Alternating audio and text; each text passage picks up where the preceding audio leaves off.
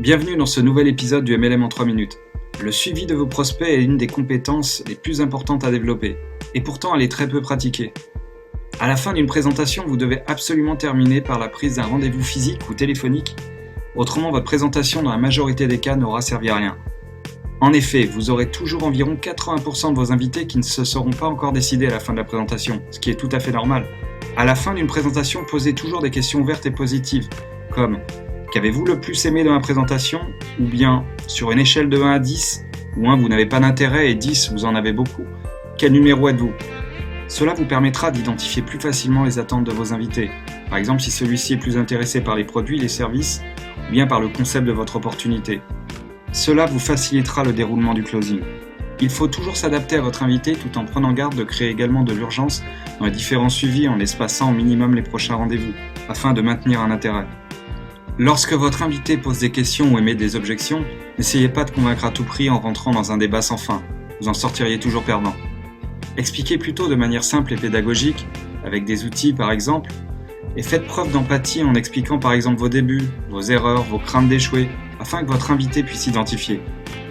Lorsque vos prospects vous objectent le manque de temps, d'argent, de compétences, écoutez-les attentivement pour ensuite donner des exemples d'organisation, des anecdotes inspirantes, bref pour qu'ils visualisent comment le changement pourrait s'opérer dans leur vie grâce à votre opportunité.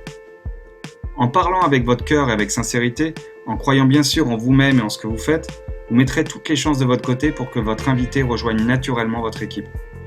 À la fin, proposez toujours un complément d'information que vous allez envoyer par mail. Cela vous donnera un levier efficace pour un rendez-vous téléphonique afin d'obtenir un second rendez-vous physique, qui permettra de rentrer dans les détails opérationnels du démarrage de votre activité, ainsi que sur la rémunération et par exemple le plan d'action pour atteindre les premières positions de votre entreprise.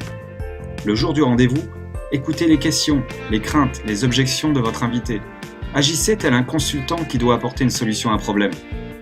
Posez les 4 questions suivantes qui l'amèneront plus facilement à se visualiser et se projeter dans l'action. En démarrant quelques heures par semaine, combien voudriez-vous gagner par mois à moyen terme ? Pour atteindre cette somme, combien d'heures seriez-vous prêt à ajouter chaque semaine à votre agenda ? Combien de mois seriez-vous prêt à vous engager pour atteindre cette somme ?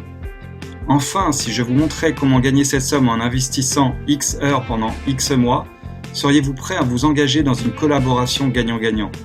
Très souvent, sa réponse sera positive. Si toutefois votre invité demandait plus de temps, proposez-lui de l'accompagner à un événement public et répétez le processus. En répétant de manière simple ce processus de closing et en l'enseignant à votre équipe, vous mettrez toutes les chances de votre côté pour un avancement rapide de votre organisation. Voilà, si vous avez aimé cette vidéo, n'hésitez pas à cliquer sur j'aime, commenter et partager. À bientôt pour un prochain épisode du MLM en 3 minutes.